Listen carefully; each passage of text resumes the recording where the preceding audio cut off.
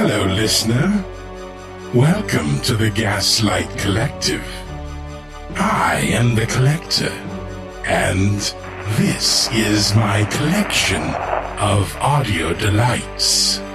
Every story is disturbing, dark, or simply compelling. It's all about choice, isn't it? And you've chosen well. You can always trust Victoria to pick a good story when you ride her lift. Now, sit back, dim the lights, and let's begin. We will make you believe. Society 13 Podcast Network. Redefining podcasts. Society-13.com. Do you like to listen? Now available from K.B. Goddard, the author of the Lift episode The Lost Library and the Wicked Library episodes The Darkness Within and Shadows, comes her debut novella, The Girl with the Roses. At the haunted auctions of Thornhill and Swift, where artifacts of the ghostly and the macabre are bought and sold, we learn of the statue entitled The Girl with the Roses. Charlotte Salt has always dreamt of marrying for love, but when she receives a proposal, she realizes that romance isn't always the deciding factor in the Victorian marriage market. Married to the eligible but secretive George Avery, she finds herself cut off from her family and friends when her husband takes her to live in his isolated Derbyshire home. Trapped in a loveless marriage, she finds her thoughts turning towards her brother's newly returned friend, the handsome Charles Jameson. In failing health and increasingly troubled by strange sights and sounds, she cannot help recalling Jameson's mysterious warning, "Be on your guard." What danger did he foresee? As dark forces surround her, she contemplates the fate of her predecessor. What happened to the first Mrs. Avery? In a summer of storms, can anyone save her from the shadows? The Girl with the Roses is now available for pre-order on Amazon and Kobo. Hello, this is Daniel Foytik, and welcome to Season 2, Episode number 13 of The Lift.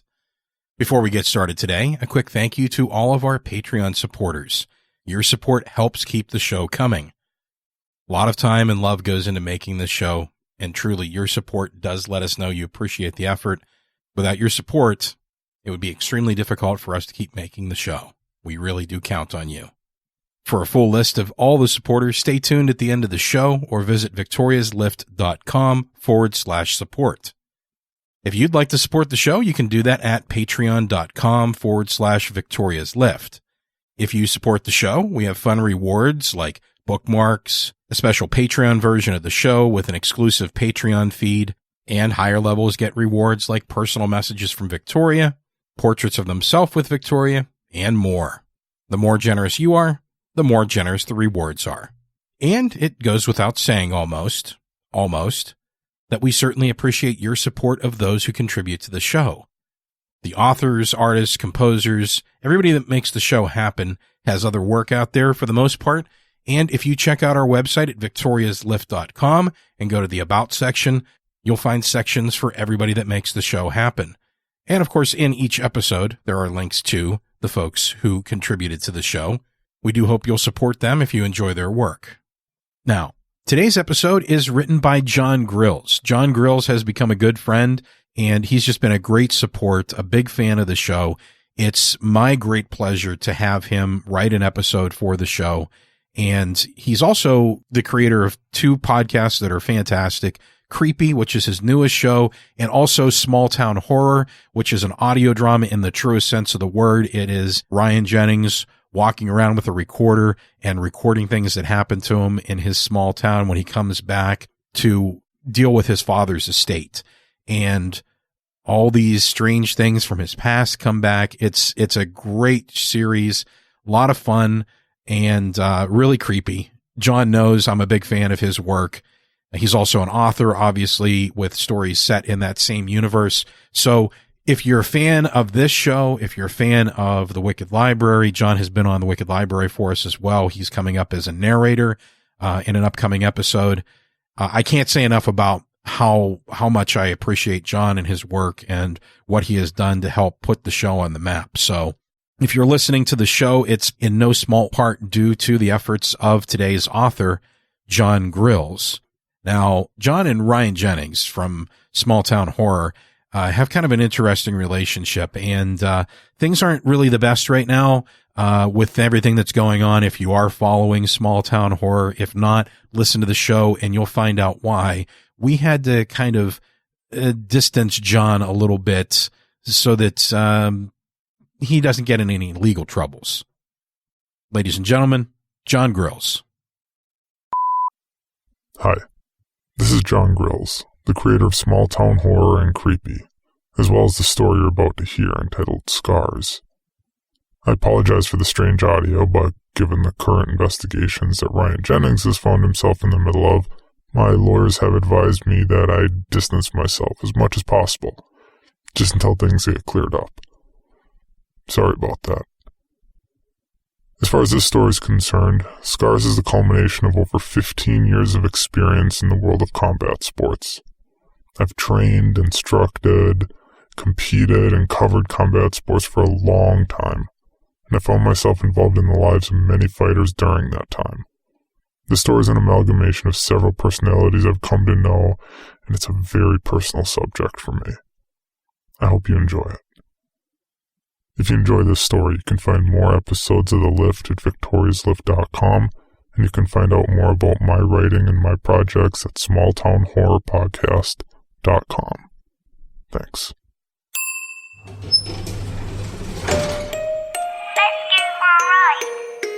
My name's Victoria. I have lost so much. My name's Victoria. I am bound to this place, charged with guiding those who must choose. Don't be afraid. I can never again be the little girl I was. Will you accept your fate or change it? I have my music box and a library lost, but I sometimes feel very alone. Won't you join me? It's time for your ride on the lift. Don't be afraid.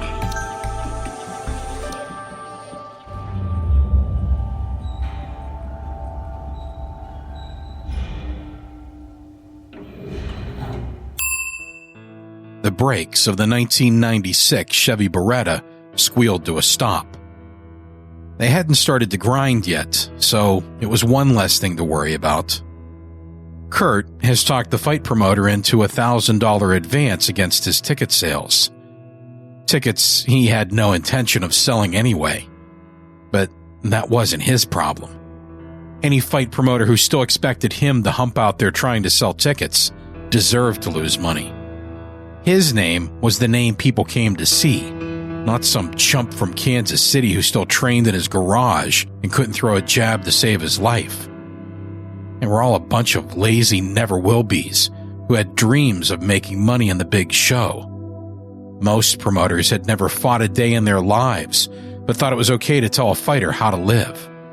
Fuck them. That $1,000 was money due him just for agreeing to the fight. He had more fights on his record than the rest of the card put together. His name still held weight. Kurt the Conqueror Roth. It was a name people still talked about. His fights were still fawned over on internet forums. He was a legend. The door of the car creaked open only slightly louder than the crackling in his knee. 3 reconstructive surgeries. He looked in the rear view before getting out. The road map of scars on his forehead. That big one from the headbutt he ate at that podunk show he fought on that Indian res back in 2001. The good old days, before the term mixed martial arts really caught on. Back when the masses still called it cage fighting or no holds barred.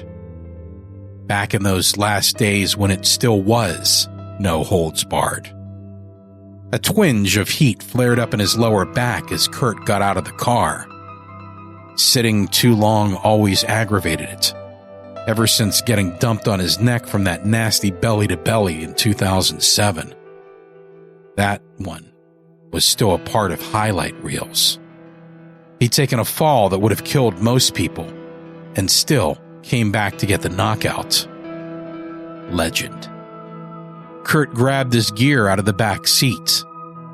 The usual stuff he kept in an old army duffel he got from a surplus store a couple of years back. It was too big for carry-on, but these were the days when fewer and fewer promoters were paying for his plane tickets anyway.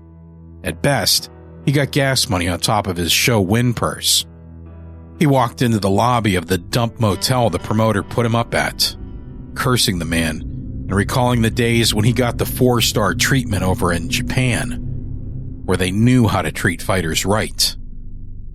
For a second, he thought he was back in Japan. Sometimes his mind wandered.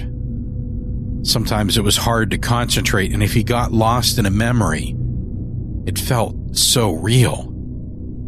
Because the lobby of that motel, it wasn't right. No motel lobby looked like that. It was too big. Too old. Not like 1970s old. Older. Much older. No one was at the desk. No bored teenager or depressed middle-aged employee questioning their choices in life, pitting themselves for not being something more. Kurt stood there, confused. He didn't walk to the desk. It didn't feel like he was supposed to. It wasn't as if he knew where his room was. He just didn't know what to do, where to go.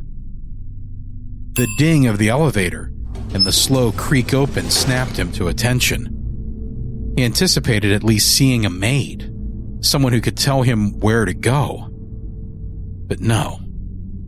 Inside was just a little girl.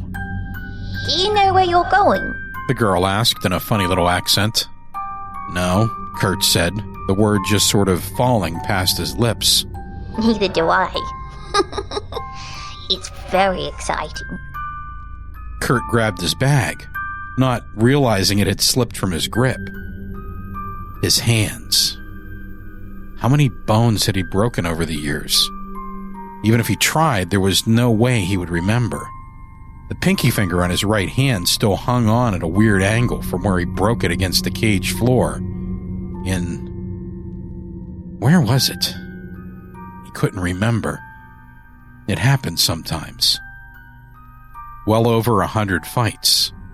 More wins than losses, but those losses. Parts of his life were gone forever. Blank pages he'd never get back. Stories people would tell him that he couldn't remember doing. It didn't matter. Who needed to remember when the rest of the world did? Kurt got into the elevator and the doors clanged behind him. What floor? The girl asked. How should I know? I wasn't talking to you. Kurt looked up at the dial indicating the floor, but it must have been broken. The hand kept moving from number to number, but the lift never budged. That's strange, the girl said, looking up at the dial. You are an interesting one. Finally, the dial stopped at 9, and the elevator jarred to life. Kurt kept his eyes forward, trying not to look at the creepy little girl standing next to him. That's not very nice, the girl said. If you're going to call me anything, you may call me by my name. It's Victoria. Victoria Bigglesworth Hayes. Didn't your father tell you not to talk to strangers? Kurt said, still avoiding her eyes. My father told me lots of things. He loved me dearly. The words cut into Kurt. That's what fathers are supposed to do. Kurt said nothing. He hated kids. Hated parents who brought kids to shows, then expected him to act like some kind of hero or role model. Fuck that. They wanted a picture. They paid like everyone else. Oh yes, Victoria said. They paid. Like Tina. Kurt's head snapped to the side at the mention of the name. But before he could say anything, the elevator slammed to a stop hard enough for him to lose his footing, and he fell against the wall. As he regained himself, he saw the door was open, and the girl was gone. What was her name? Hey! Hey! What the fuck did you say to me? Kurt yelled into the empty hall. He stood there in the silence and emptiness and stared. Where was he supposed to go? He couldn't remember. Had he ever known? He took a step toward the elevator door, but froze as something filled the air. A smell. Lavender. Tina. No. The sound of a child crying. So faint. And someone else crying. Someone older. Kurt retreated until his back rested against the elevator wall. It wasn't right. He was just confused. Sometimes he got confused when he wasn't paying attention. Sometimes it made him mad. The elevator doors slammed shut again and the dial began to turn, this time going down to floor 4. Kurt hadn't moved. His spine still pressed against the wood paneling as the doors opened. Again, it was just an empty hall. But it wasn't. There was another smell in the air, something foul but familiar. The smell of sweat. That smell of bodies in a closed space. The air grew thick with humidity. A sound repeated in the distance, a sort of dull, rapid-fire thud. A speed bag. Again, Kurt didn't move. His eyes were on the hallway, but everything else ripped his mind back to the gym. "You think I'm ready, coach?" a voice echoed. It was a young voice. Immature. A young fighter. What was his name? Tom. The little girl said, once again by his side. Kurt jumped to the side at the sound of her voice. His name is Tom. It's been a while since you've said it, hasn't it? When was it? In court, Kurt said slowly, as if the words cut him on the way out of his mouth. He tried to sound stronger, but failed. When I took him to court over his contract. Such an interesting agreement. You were his coach, and his manager, and the promoter of the event, weren't you? Kurt didn't answer. There was a time, about a decade prior, when he organized local fights. He spent all his time at the gym anyway. He was practically giving away training to the new guys who came through the door, thinking they were going to be the next big thing. Most of them were bums. Chumps who couldn't even pay gym dues. So he took them under his wing, got them to sign a contract giving him a percentage of their fight purse. It wasn't his fault they didn't have the sense to get a separate manager. They were willing to pay the added rate. It was just a percentage to them anyway. They didn't understand that sort of thing. Didn't understand taxes. That didn't mean they didn't have to pay him what they owed him. Do you recall the defense he tried to use? Even prior to going to court? Something about medical bills? Kurt shook the words away. They were inside his head, but they weren't. He got headaches sometimes. Lots of the guys from back in the day did.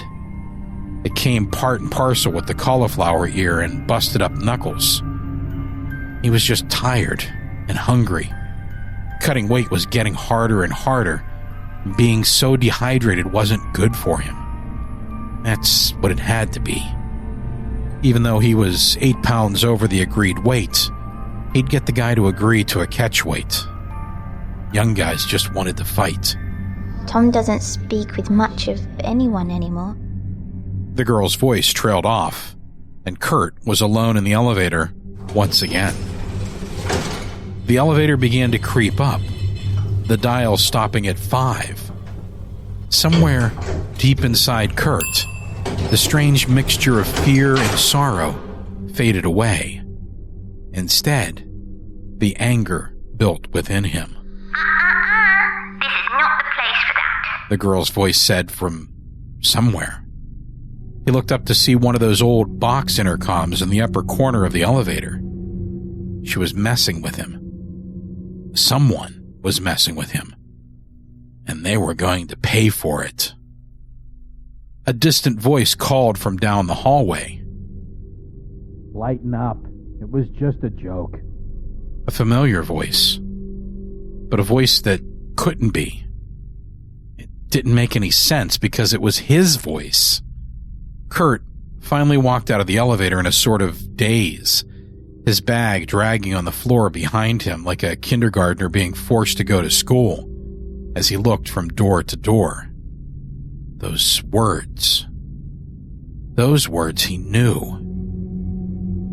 Who had said that? Had Mikey recorded it, or Phil, or Jay? Was one of them on the card and he didn't realize it? No, that couldn't be. They didn't fight anymore. Where were they anyway? It had been years since he'd seen them.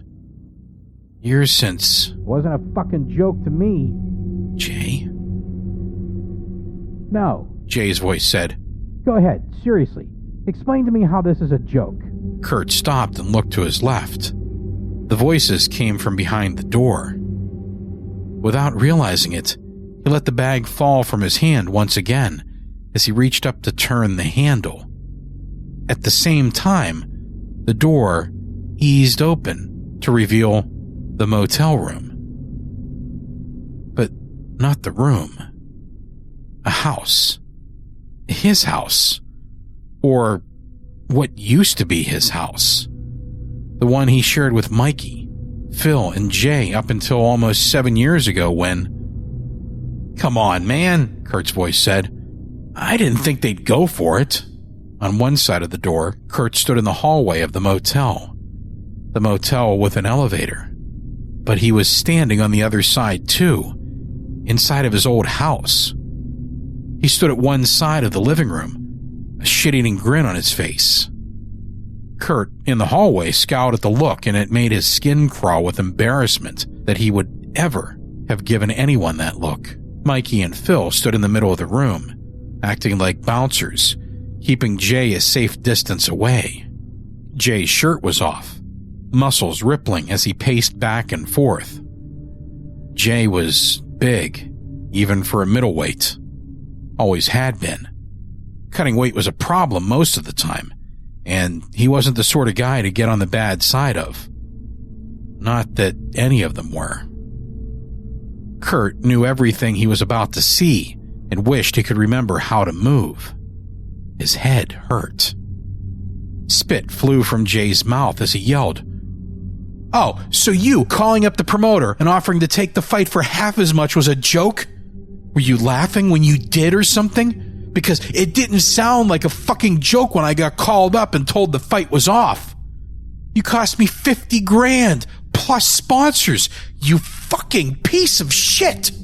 I needed that money." Kurt watched himself roll his eyes. He felt his lip curl into a sneer, and his right eye twitch as he looked at himself, trying to act as if he hadn't just stabbed one of his best friends in the back. In the end, Kurt fought, and Jay didn't. It was just business. It was the first fight in 5 years Jay hadn't been in his corner for. When Kurt got back from Japan, Jay was gone. They were only slated to be on the same card one time after that, but Jay called off his fight. Within a few months, Mikey and Phil had moved out too. It was Kurt's name on the lease, and he was on the line for more money than he was making anymore. It was an easy payment when he could get fights in Japan on the reg. But those days were gone. Working some low-rent shows across the Midwest barely kept him fed and training. And there weren't too many gyms sold on the idea of having him around as a coach.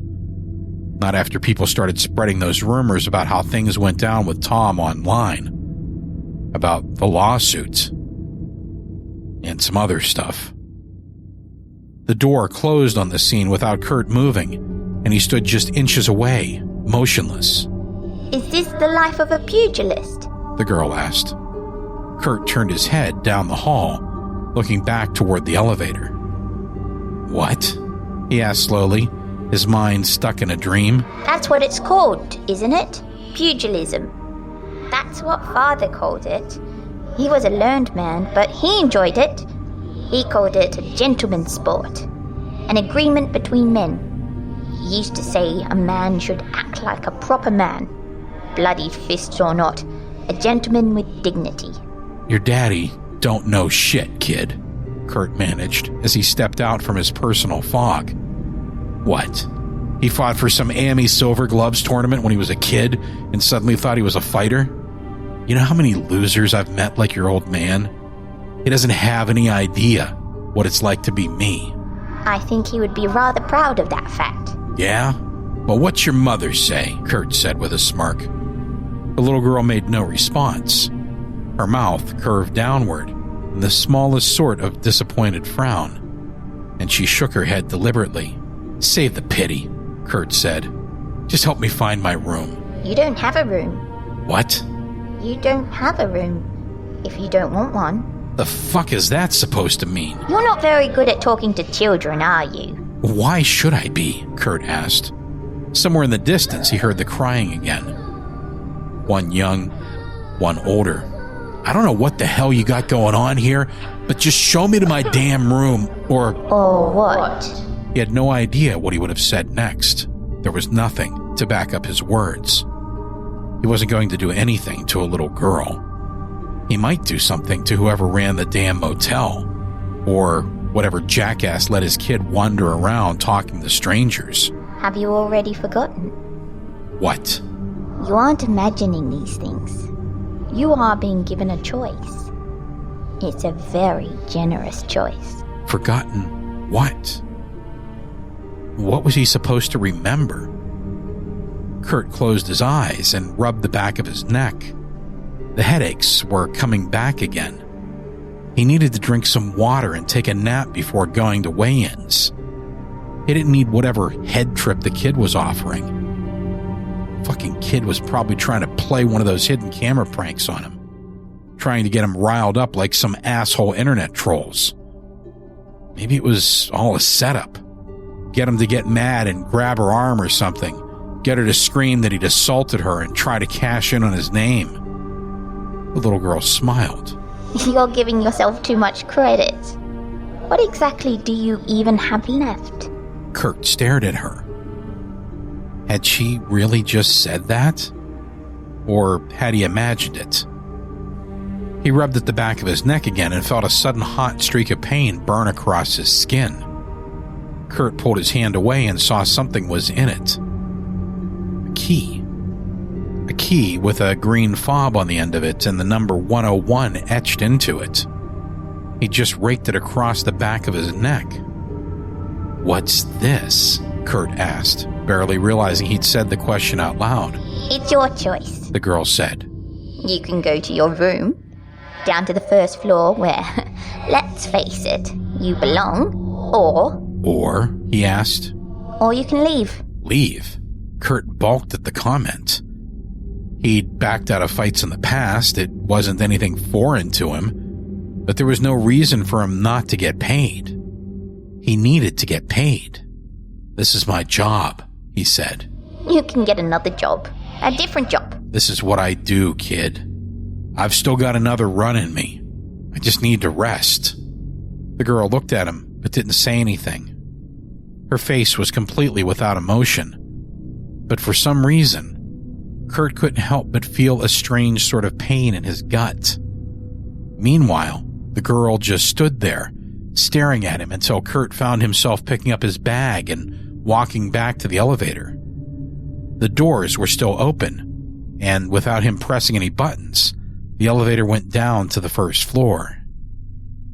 The room was more like what he expected. Small bathroom, queen bed, old tube TV. The strange thing was that when he looked out the window, it looked like he was on the ground floor. Nothing about the room felt like it was even in the same building as the hallway and elevator. Kurt lay on the bed and closed his eyes. Almost immediately, his eyes snapped open. His heart pounded. Sweat dripped down his forehead. His mind raced with panic. He was going to be late for weigh-ins. He tried to get up, but his body wouldn't respond. Desperately, he looked around the room. A different room. It was white, clean, and it was a hospital room. Kurt screamed absent-mindedly for help. A nurse and doctor rushed into the room, putting their hands on him, trying to calm him, but the panic wouldn't go away. Their words were jumbled and he couldn't make out sentences. The doctor's lips moved, but the words were broken. Trauma, cumulative, degenerative. The words came at him from 100 miles away, softer than an echo. He closed his eyes again. When he awoke again, he wasn't in bed anymore. He was in a chair. No, a wheelchair. He was seated toward a large bay window looking out onto a little pond. A duck swam in the pond, followed by ducklings. It made Kurt smile. A small strand of drool ran from the corner of his mouth and pulled on his leg, dotting the white pair of pajamas he wore. Kurt looked at his hands, but they weren't his hands. They were old, with bulging veins, wrinkles, white hair, spots, and a scar. Scar from where? He closed his eyes again. One last time.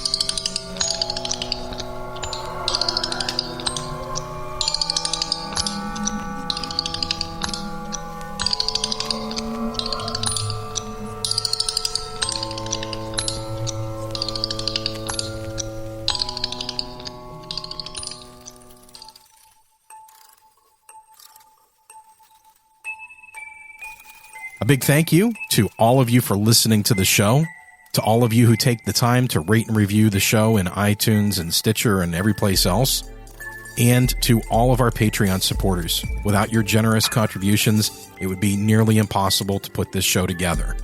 Full show notes with credits, links, and artwork can be found at victoriaslift.com. We make other podcasts you might enjoy. Check out thewickedlibrary.com and also ninthstory.com for links to other shows. If you're on social media, you can check us out on Facebook and also on Twitter. And if you'd like to make sure you don't miss future episodes of the show, you can find us on iTunes, Stitcher, TuneIn, Google Play, lots of places.